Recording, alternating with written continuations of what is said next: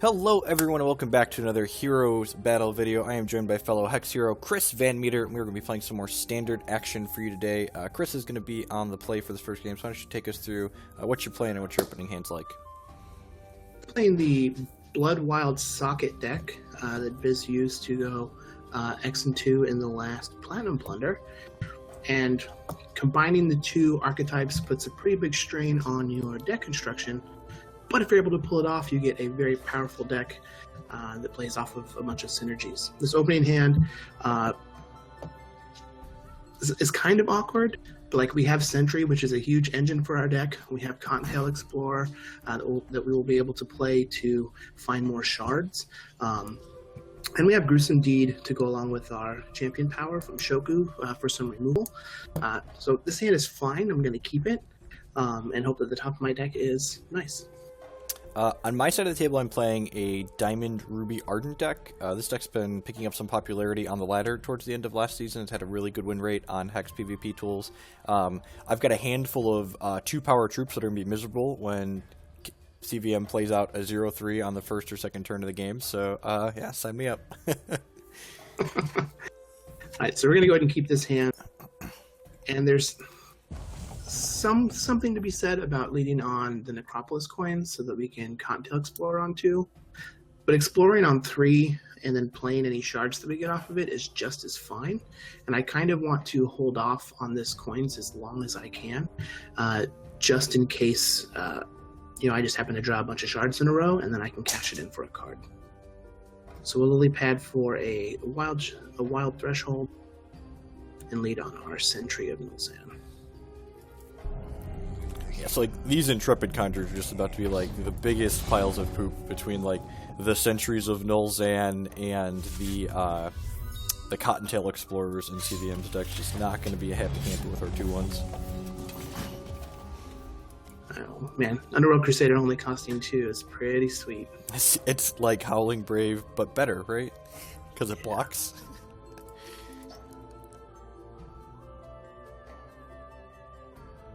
So we'll play our coins. Now we can Champion Power and then Gruesome Deed this Intrepid Conjurer. That really doesn't accomplish anything. So I think we're just going to play an Eager Lackey and see if we can get a high end for the tricks. Never forget, the conscripting is a skill game.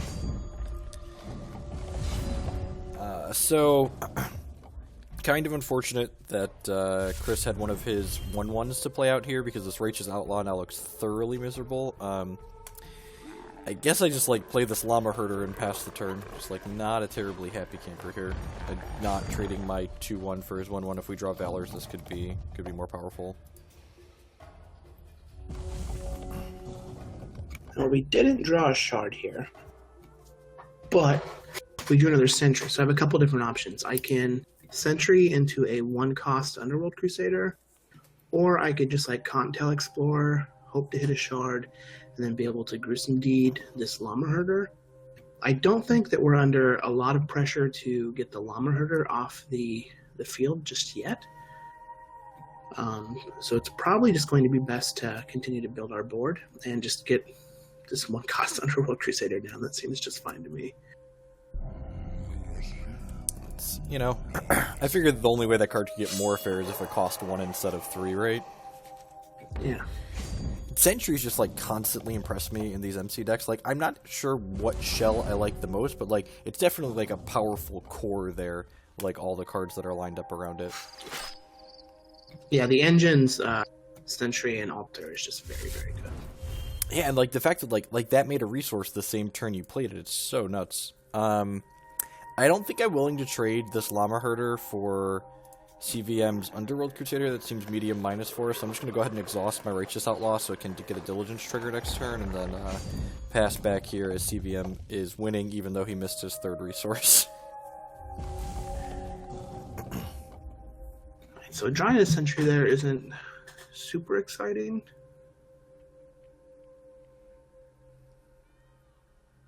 I kind of wish that this like reduced the cost of socketed cards, but then it might just end up being too good. Yes, I think that we just Cottontail Explorer and see if we can hit a shard.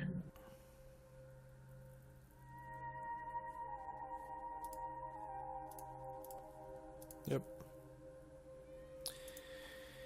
Little Bunny Fufu making change. Yeah, so we hit some shards. So here I think that I just want to play the Blood Shard, and we have to decide which one of Jeff's troops that we're going to kill. So I think that the Righteous Outlaw is probably the most dangerous, since it allows him to start generating some value off of Intrepid Conjurers.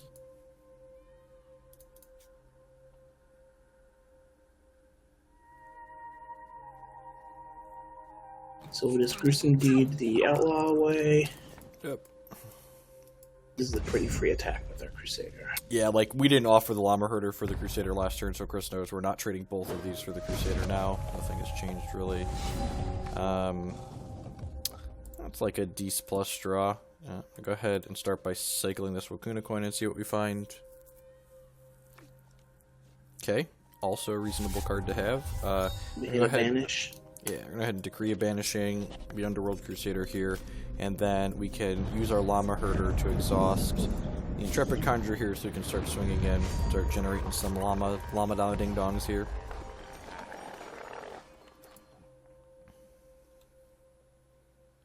God, the Llama Herder makes the grossest noise when he exhausts other things. Yeah. So, I have a couple options here. I actually can just double block with Lackey and Cottontail Explorer, which would put 3 troops in my crypt to allow me to Aspect of the Squirrel and Scrounge to just get another Aspect of the Squirrel. Sentry with Aspect's pretty good. They're defaulted to Crush, right? So this would be a 4/6? Yeah. That's a pretty large Sentry.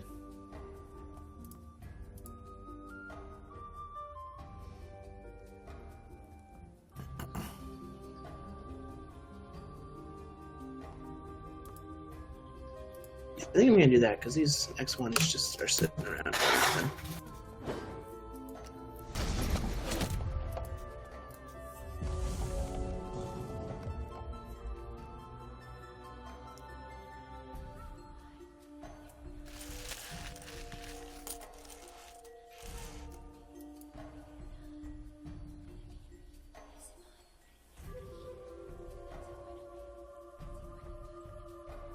So I'm not going to use my champion power here because we have some troops with the sacrifice gem. I'm just going to hold off on the aspect because it's quick action, so we can not give Jeff a ton of value on his champion power. And we'll just pass. We also like Runier Hierophants in the deck too, or random other gruesome deeds you could pick up. All right, another Llama Ding Dong. Play our resource out here. I think we're just going to go ahead and exhaust the Llama here. I'm going to attack with both of these, which screams Assault card, but I think we just want the Assault trigger. We don't really care if we're telegraphing it.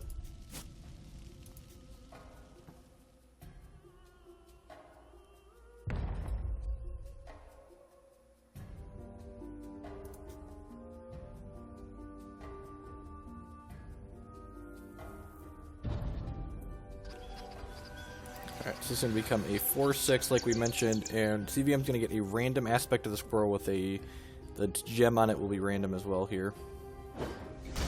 I'm going to play the most fair and balanced of Hex cards and Lazgar's Vengeance now.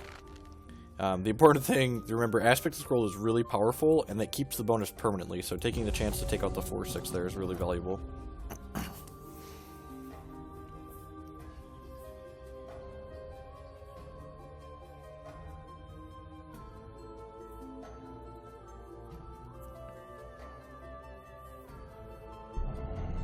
Yep. Still play a Sentry. Now, I have another Sentry that I can play. But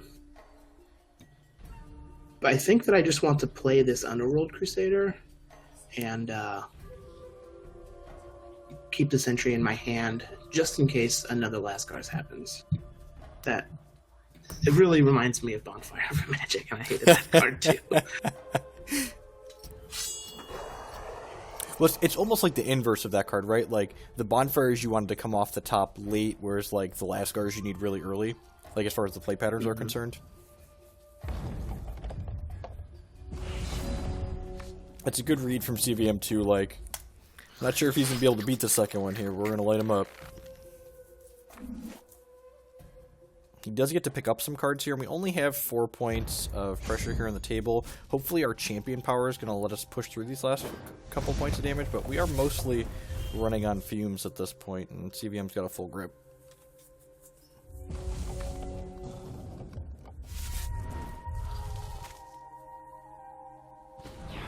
I think he's going to beat my Pyre Smoke Lurker. Llamas versus Pyre Smoke Lurker. Should we double check the format we're playing?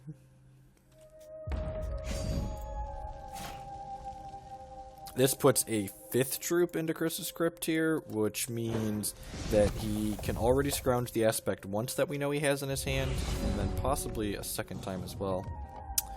That was a real good hit. That's actually exactly lethal. So we can go Heart, Valor the Conjurer, shoot Chris's Sentry of Nulzann here, and then Champ Power to lock down the Pyre Smoke Lurker, and then crack in for 5 here. So that's going to be the end of the first game here. Stay tuned for a second pre-reserves game. Thanks for hanging out, folks. Double Lazgars. Yep. Alright, welcome back to our second game and the other pre-reserves game here. Chris is going to be on the play once again. How's the opener look? Real bad. So I only have 1 shard and a bunch of 3s, so we're going to send it back. Yep. My side of the board, I'm a little bit resource heavy, but I've got a coin, so I think mine's plenty reasonable. Alright, so our second hand isn't bad. Like, we have 2 shards and an MC that can start putting in some work. It's important to note that this MC does have speed, whereas the other 3 actually have sacrifice. So this one is much better on the play, whereas the sacrifice ones are better on the draw. Okay. Is there some other card in the deck that has the 4th sacrifice gem in it, or is it just like randomly one speed? One of the Runeers does. Okay, interesting. Yeah, so like Biz had some gems like swapped around. Like the Runeers, like I want to say like all 4 of them have different combinations. Like the one that I have in my opener now has like Conjuration and Intimidation. Okay. Conjuration seems... I guess you just run out of gems in that deck. I've been playing the Ruby Wild MC deck a little bit, and like when I board up to 4 Dark Hearts, I actually run out of major gems in the deck. Mm-hmm. So lead on our Intrepid Conjurer here. Really happy to not see an 0-3 on Chris's turn 1. Well, that is unfortunate for us.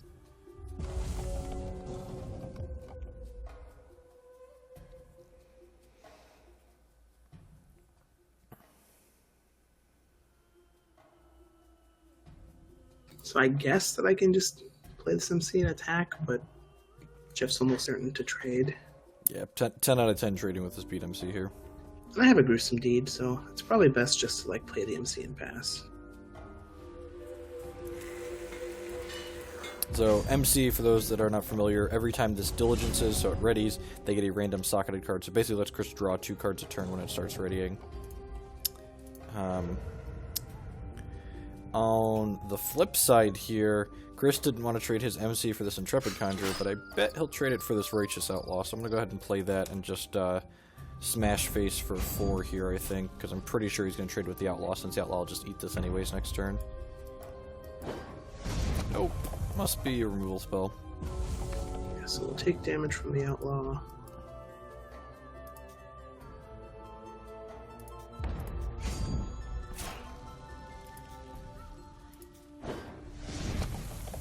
And Shoku does not start at very much life. You're not wrong. Man, remember how busted those wild decks were last season? They were keeping up with Angus at 19 starting life? Yeah. And honestly, like, I didn't think the Ivan was going to be that much better than Shoku at a glance, but like the +5 starting health is huge. It really is. So, a couple different choices here. I think I'm just going to jam the Hero of Legend and crack Chris for 2 here and generate a Valor so that we can start going wide with his Conjurer next turn.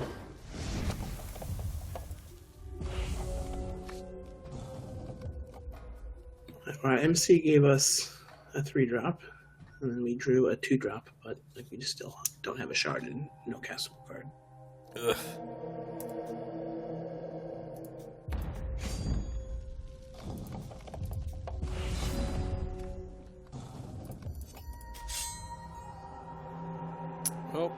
Let's just crack in with the Goon Squad here. Each of these generate a Valor, so I think we're pretty much on the make Intrepid Conjurers until we can't game plan here.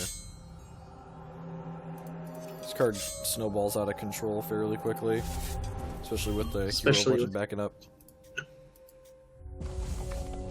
Well, we didn't draw a shard, so we're just dead. Ugh. Alright, stay tuned for some reserving segments and then some post-reserves game here, folks. Don't go anywhere. Hi, we are here doing the sideboarding segment for our Wild Blood Shoku Socket Underworld deck that Biz played in the last Platinum Plunder. And I actually sided a couple different times throughout the match, but it was always just like 4 cards.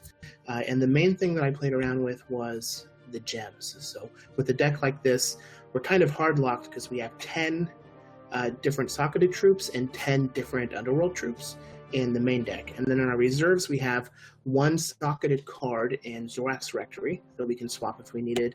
And then we have a couple underworld troops with Silence and Sneak, Gemborn Prowler, and Bloodbear that we can swap around. So in particular for this match, what I ended up settling on in the last 2 games that I felt was the right configuration is I cut a Naive Lackey for a Bloodbear. Just like the card draw wasn't as important as the handful of life that I felt like I could gain from Bloodbear against the aggressive deck. And then we cut an MC, 2 Runiers, and an Aspect of Squirrel. And we brought in the 4th Gruesome Deed, 2 Rotcast, and the Silencing Sneak. So Silencing Sneak is an interesting one, but I think it gains a lot of value since Decree of Banishing is one of the best answers in Jeff's deck against MC and Underworld Crusader.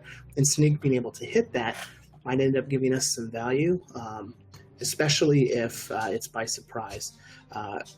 Then I also ended up wanting to change the gems around. So I wanted to make sure that I had the Sacrifice gem in all of my MCs so that I could always make them a 5/5, which would have them live through anything like Pyre Strike and force Jeff to have a Decree of Banishing or Bring to Justice to actually remove it. And then that freed up for me to have Sacrifice in one of the Runier Hierophants along with Speed, and then in the other one I would go with Speed and Intimidate for my Runier Hierophant. So that's how I ended up reserving, settled on it for the last 2 games, and they felt much better than the first side reserve game that we played. Hello everyone and welcome to my reserving segment for today's hero battle video. My goal for the post reserves in this matchup is to kind of slow down slightly and become a little bit more of an interactive deck. I feel like even though we were able to get under Chris in these first couple of games, on average, that's not going to be the case. Like, our Intrepid Conjurers and our Righteous Outlaws don't line up fantastically against, like, his Cottontail Explorers and his Sentries of Nulzann, especially when we're on the draw. So I'm going to trim some of our bottom end here, the Intrepid Conjurers, one of the Righteous Outlaws, and this Warparty guide, and I'm going to go ahead and bring in some more of our removal that we have here out of the reserves. Pride's Fall, Bring to Justice, and Pyre Strike are all very reasonable. Pyre Strike voiding Crusader is very powerful, so Chris doesn't get to draw cards. Pride's Fall can kill things like his 2-cost MC that's a 5/5. Bring to Justice is kind of like a more expensive, less fragile Decree of Banishing. So this is the plan I am going with here. Hopefully these post-reserve games will go just as well as the pre-reserve games did for us. Thanks for hanging out, folks, and don't go anywhere. Stay tuned. Alright, welcome back to our first post-reserves game here. Chris is going to be on the play. How's the opener look this time around? Kinda awkward, but I think that the post-board games are going to slow down a little bit. I'm hoping that I can use this altar if we draw into some good stuff. On my side of the board, I've got 4 ruby cards, including 2 double ruby cards, and no ruby thresholds in my hand, so we're going to definitely pitch this one back. We are rewarded with a very reasonable 6 here. Turn 2 William Rowan, turn 3 Ardent Crusader.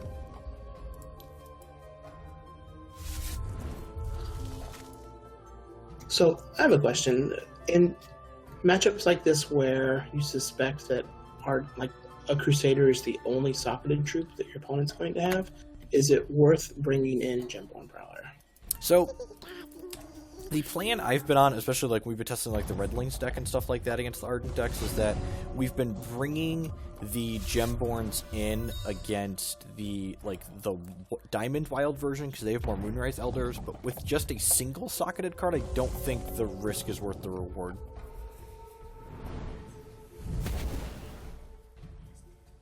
Like, basically, I feel like the floor on bringing in a Gemborn Prowler has to be, like, 6 targets for it.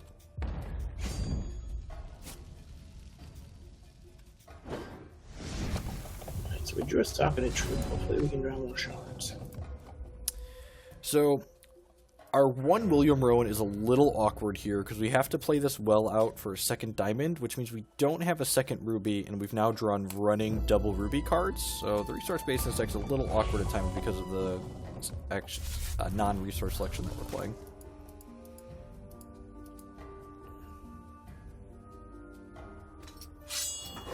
We drew a shard, which lets us draw a card off the Crusader. He's got an Ancestral Crusader. You know, I always thought Crusader needed to draw a third card, honestly. I always looked at that card and was like, you know what this needs to do? Thankfully, we do have our Decree of Banishing here. Let's go ahead. How lucky. Let's go ahead I'm sure he'll hit Rowan, too. Yeah, right? We have to ask the ever-important question, where are my dogs at? I'm so unlucky.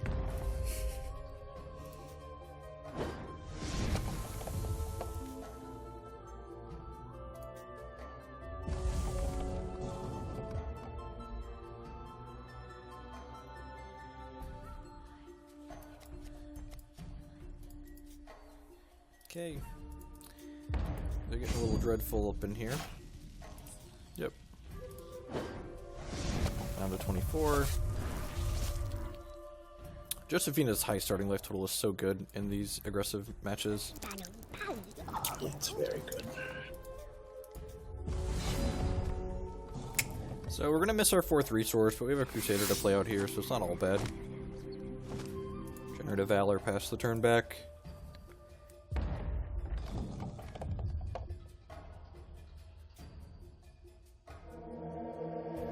So Chris gets to activate his altar here, which is going to let him draw another card, even if it does just give him a 2/2. That's probably not going to have a ton of impact, but still, like, body plus draw card's fantastic.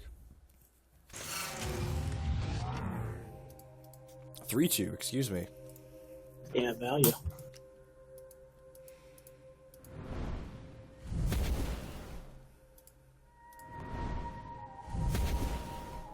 That Battle Hopper was a mistake.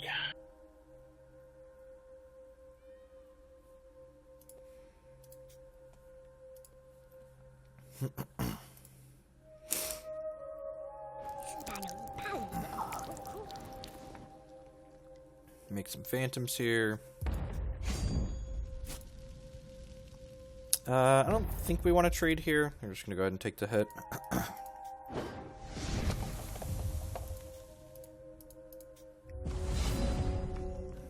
Alright, and our second ruby threshold here. Yeah, should go ahead and crack in with the 2 phantoms.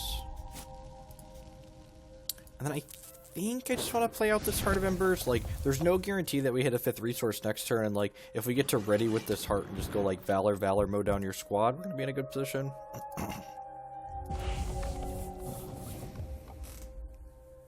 Well, that's actually not a bad draw.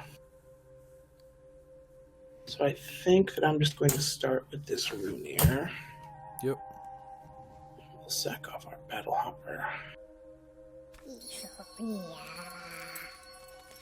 Oh, it's the sack one? That's kind of scary. I guess we'll spend a spot removal on it.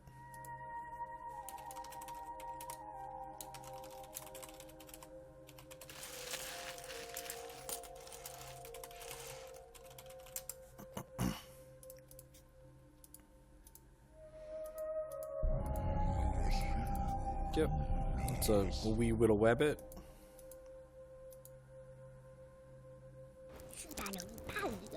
Three of a kind? Yep.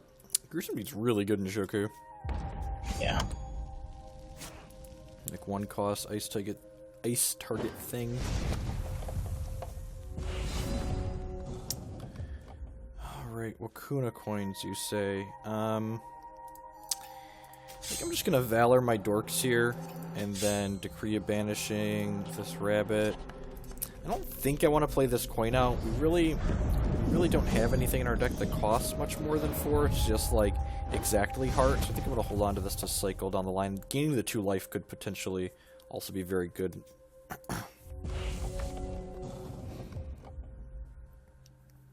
Alright, so I have a couple different options here. Like, I could just play this out, and it lets me draw a card and put some pressure down. But he does have his champion power available. Playing this troop, I don't think really does much otherwise, so I think I'd rather just draw a card and see what happens. Yep.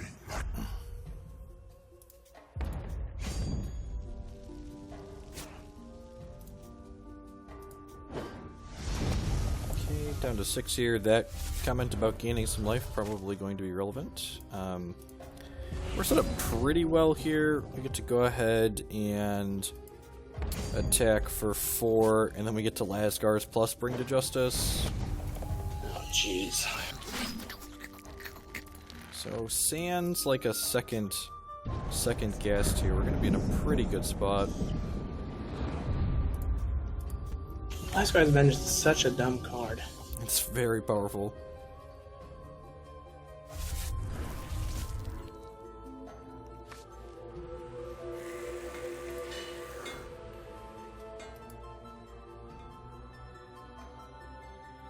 Yep, and I'm just dead. Ugh. Alright. No champion power. Join us for the next post-reserves game here. Thanks for hanging out, folks.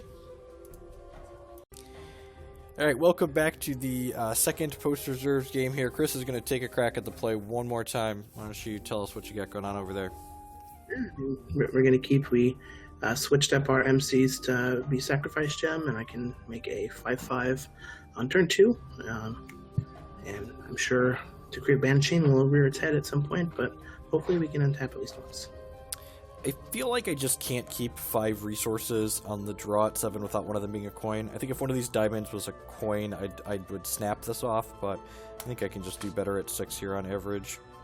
One of the other things to consider here is that, like, that 7 also didn't have a Lazgar's Vengeance in it, so in one of these troop mirrors, I feel like anytime a 7 is close and you have Lazgar's to mulligan to, you should just always try to mulligan to it. Yeah, that card is just so good.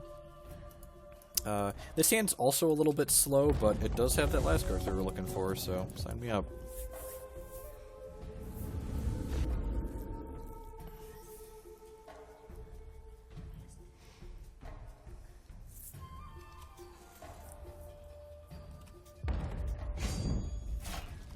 Yep.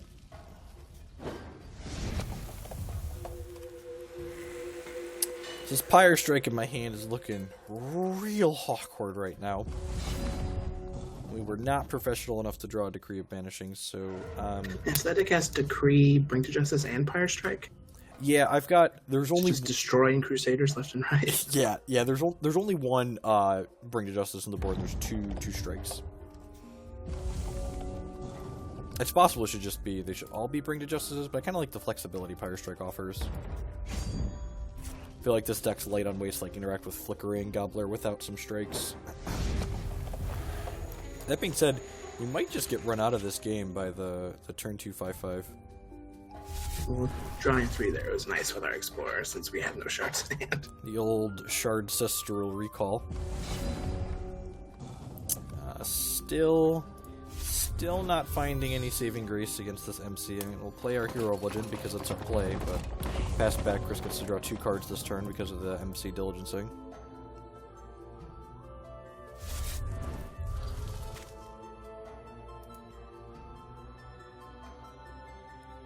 Can you even hold all those cards over there? I don't think I can. You could get a spotter to help you. Not trading my Hero of Legend for 5 points of damage, so we'll just take the hit. So I can play a Crusader, or I could play this Nefarious Cryptor, which honestly isn't the worst thing in the world.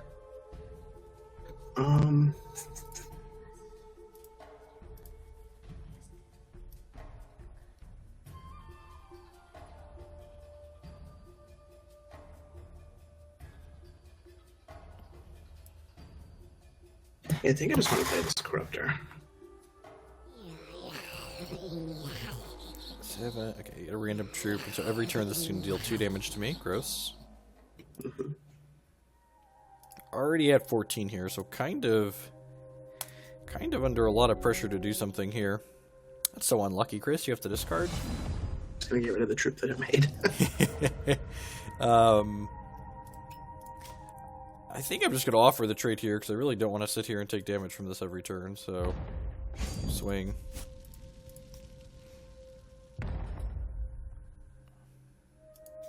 Just the chump so we don't get a Valor. 10 out of 10, champ powering this MC so he can't attack us next turn. Gonna play this Heart of Embers out here and then pass, I think.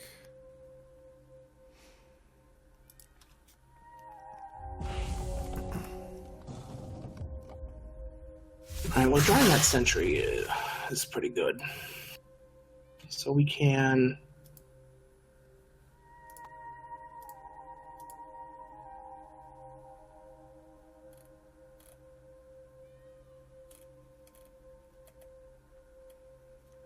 So I think what I want to do first is just attack with this Nefarious Corruptor, because we have this in our hand and 3 troops in our crypt.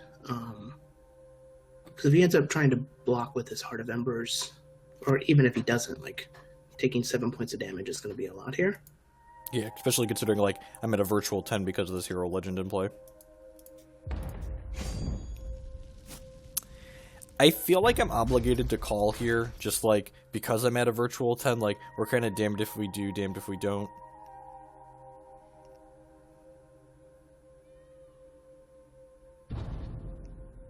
Like, I'm pretty sure we just, like, can't beat the aspect of the squirrel here.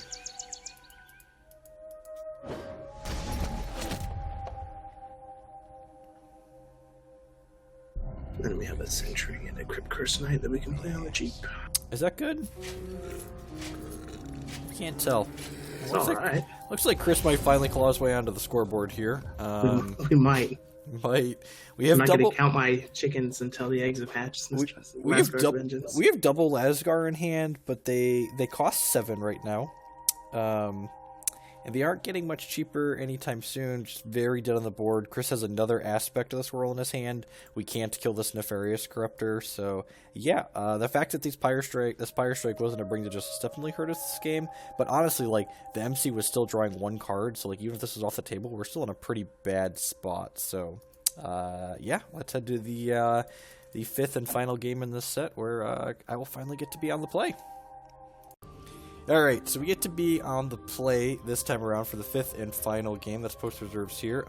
This hand is resource heavy. Like I said, I didn't want to keep before, but we've got not 1 but 2 coins this time around, so I think this is a reasonable keep with the Righteous Outlaw. Yeah, I mean, I think this hand is perfectly fine. We got Sentries, MC, so on and so forth. I do think that after playing this deck a couple of times, it should probably have 25 shards instead of 24, because it's like real resource hungry, and like you can coop up the card disadvantage, in air quotes, of running more shards towards in the late game because of cards like MC and Alter. So I think it should just have 25 shards. And just play more coins, people. If you're ever unsure if you should be playing another resource, just play another coin. I'm going to lead on with the first Wakuna coin here. We'll probably hold the second to hopefully draw another card with later, but definitely play the slow shard on 1 here. And we'll play our robot, Howling Brave. Yep, this hand's just okay, right? 0-3 mana dork, go. Sure. Wonder what... I'd hate to see what the good hands look like, Chris. Alright, well, we'll run our 2-1 into here, get our Diligence trigger for next turn.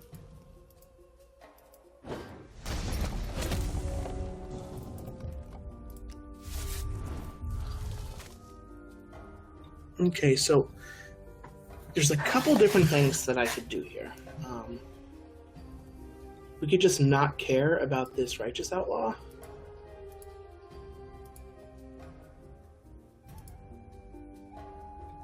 On this turn, is maybe that's right. I also could just like, because like I want to be able to make my MC a 5/5.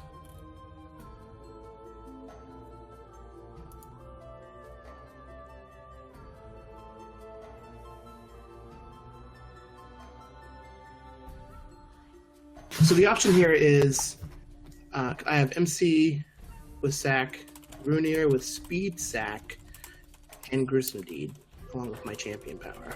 So like I get champion power, Runeer, sack, and just attack with a 5/5 now, but then he gets potentially some value off of his Righteous Outlaw. I also could just champion power, MC, eat the Dreadling, and then Gruesome Deed away my Sentry, which isn't the worst thing in the world because like I have a third shard to play this Runeer next turn. Yeah, I think that's what I want to do.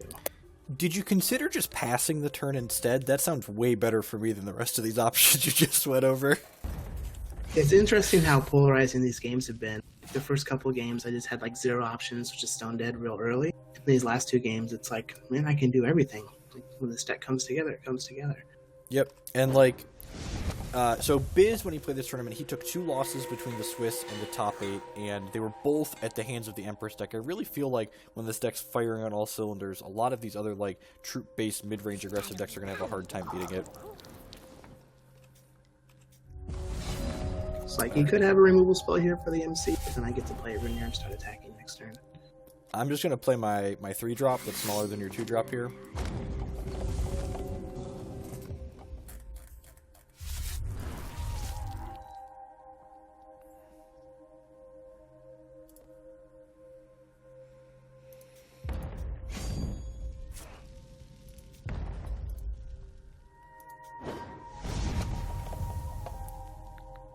Kind of under the gun to draw something here ASAP.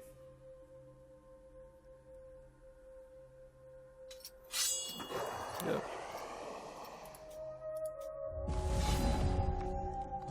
Get some dueling Crusader action going.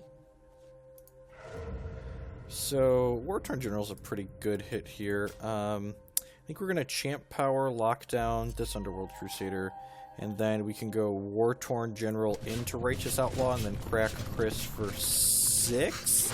Maybe on the back of these Valors and the Righteous Outlaw getting a trigger we can race here. Like, the Righteous Outlaw diligences next turn, it's going to get to kill the Crusader and deal 4 extra to Chris, so we can dodge a piece of spot removal here.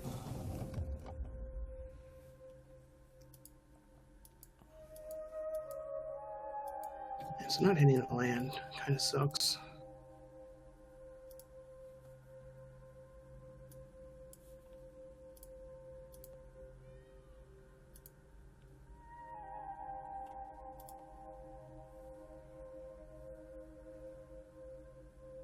I think that we want to Gruesome Deed away this Underworld Crusader, but that still feels kind of bad.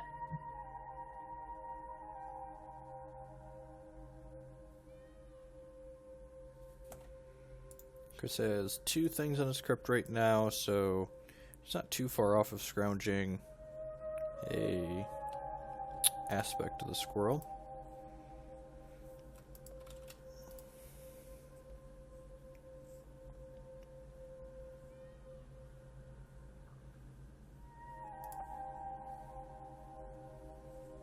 I think we have to, like, we can't let Righteous Outlaw untap. Because you have, what, $2 in your hand? Yep. Those are still going to be pretty bad for me regardless, but... This gives you a chance to, like, hit your resource too, right?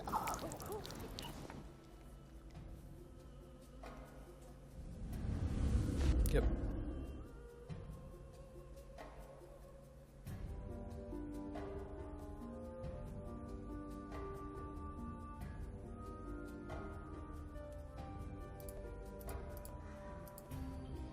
I think Chris is at a low enough life total now that he can't afford to attack with his MC. It depends on what his follow-up is here.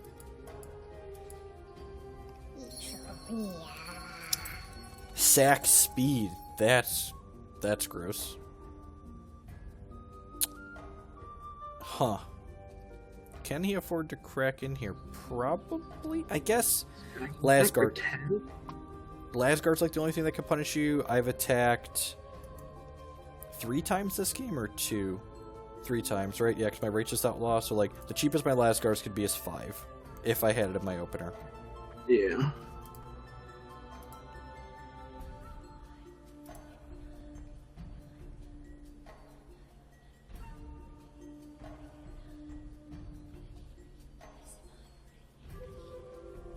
It's either attack with both or not attacking at all, I think. Yep.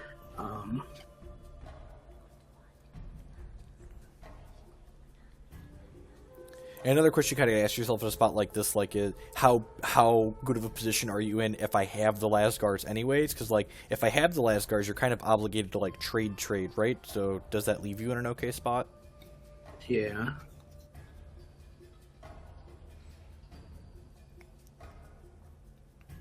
So I think that...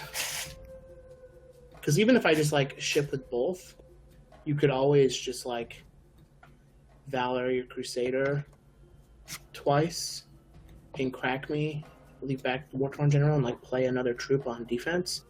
And then, like, you have a lethal troop and I'm not in a good spot. And Lazgar's up the top is still bad for me. If you attack with both here, though, you're taking, what, like, Valor the Wartorn, Valor the Crusader, and you're taking 9 down to 2? Yeah. And then you'd have to have... Yeah, I don't think I can attack.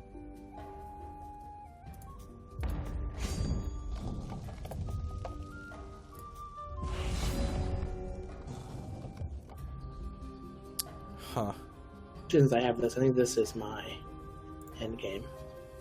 I think I'm supposed to double Valor the Crusader here, and then trade for the Runir Hierophant. I'm pretty sure Chris is obligated to block the Crusader here, which I think if he's obligated to block the Crusader, that makes the Wartorn General a free 2 points of damage. I'm going to play this Llama Herder out before I attack, just in case he decides to eat the Wartorn, but I'm going to attack with both of these here.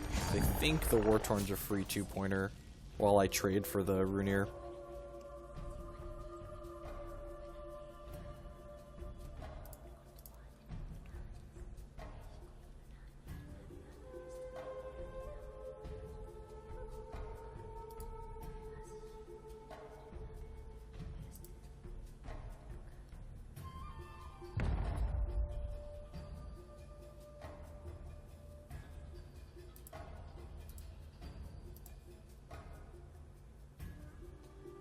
Okay, that's fair. So we're, like, preserving the life total, and then I prefer to kill the Runir there, because the Runir is going to, like, grow large enough that it can just, like, eat this Crusader at some point. I think I want to continue holding this coin.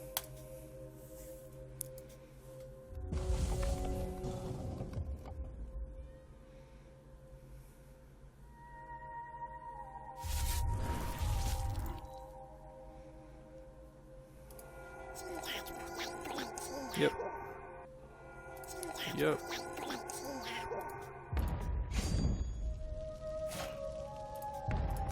So the Crusader can no longer attack. You do have another Valor in hand.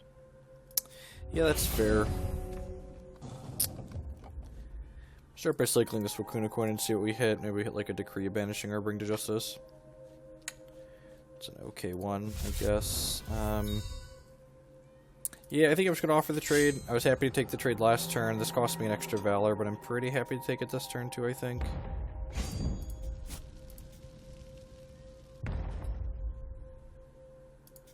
Yep. And we can play the second Llama Herder out here and have them play tag team, exhausting each other. That's cute. That was one of the people that were playing this deck on the ladder didn't have 4 Llama Herders, and I was like, this card's so good with itself. Alright, so here was the end game. Uh-oh. Oh, that's why we traded this turn. So, those that aren't aware, Pesky Pipit creates, says a random squirrel here, but this can only generate standard legal cards in a game of Standard, and there's only one standard legal squirrel currently, which is a Flufftail Cloud Killer, which is going to kill both of my Phantoms when it deploys here in a second. And just give me a 7/7 every turn. Details, man. It's going to kill my 1/1s.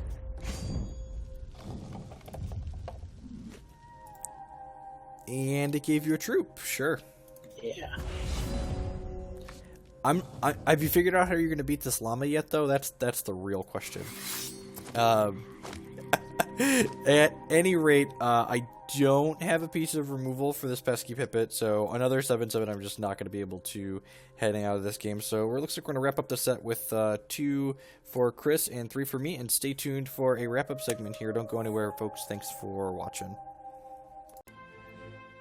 Hello everyone and welcome to the wrap-up segment for today's hero battle video. I think that was a pretty good set. I kind of got to show on both sides of the table like what powerful things the decks had to offer. Yeah, it definitely did.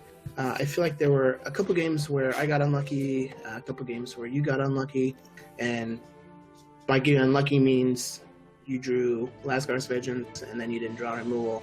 So it basically just revolved around what cards you were drawing. Since my deck is just basically like an engine/synergy deck that did the same thing every game, just at varying rates of speed, and it was all contextual based off of the answers that you had. Yeah, definitely. I really feel like those last 2 games where you ended up picking up the W's, like, you really saw I didn't have my Bring to Justices or my Decree of Banishing, which is like a huge card. Like, being able to, like, spend 2 resources to, like, trade efficiently for, like, your powerful threat, like the Crusader or the Runear Hierophant, really allowed me to generate tempo, along with big Lazgar's Vengeances as finishers.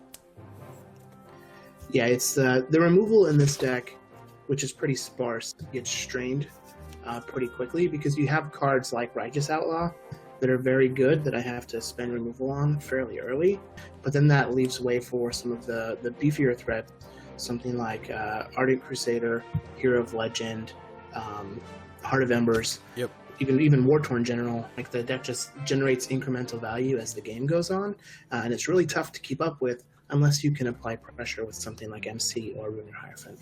Yeah, and like, I didn't really get a Heart of Embers going in any of those games. It's kind of an expensive and clunky threat, and against, you know, the deck that's like playing 2-cost 5/5s and 3-cost 4/4s and 6/6s, like, it's really kind of hard to get that going and get a lot of value out of it when I'm not really, even if I'm getting an activation out of it, I'm rarely killing a threat that matters. Yeah, in this match, it might actually be worth shaving some. I don't know if you went down on any, just because, like, that's not the fight that's going to be fought, right? Like, we aren't going to be in, like, this gridlocked battle where Heart of Embers is just going to take over a game. Like, we're both just going to be hitting each other, like, real hard. And if you have the answers to stop my, you know, sacrifice or intimidate troops, then, you know, any troop that you have that's, you know, a 2 or 3 or a 4 can win the game. It doesn't have to be Heart of Embers. Yeah, that's really kind of an interesting thought. Like, I left all of the Heart of Embers in while trimming kind of my Intrepid Conjurer, and I actually trimmed 1 Righteous Outlaw because, like, I didn't think those lined up fantastically against, like, your Sentries and your couple of Cottontail Explorers and stuff, but perhaps that was incorrect, and I just want to be more aggressive even when I'm on the draw in the post-reserves game. Yeah, it's worth trying out, but from this side, I felt like you capitalizing on a stumble with just, like, cheaper, efficient troops and having some removal would have been much more catastrophic than you know, playing a Heart of Embers. Cool. Well, you know, I always feel useful when these videos, like, have some kind of good takeaway like that on top of reasonable games. So, any rate, everyone, thank you for watching. Remember, if you enjoyed today's video, to like it on YouTube and share it on your social media. Chris, is there any Hex content of your own that you'd like to plug before we close it out? Yeah, I had an article last Thursday, went up on hextcg.com, talking about some best practices that I like to employ when I'm grinding the ladder. And I also have a limited column on hexprimal.com that's going to be going up every other Thursday, and there should be one up this Thursday, which will probably be a couple days behind when you're watching this video, so make sure you check that out. At any rate, remember, if you enjoy the content, there's a few different ways you can support that, such as subscribing to my channel on Twitch or becoming a patron on Patreon. There's information on how to do both of those things down below this video. And thanks for watching, as always, and stay tuned for some more awesome Hex content here on my YouTube channel.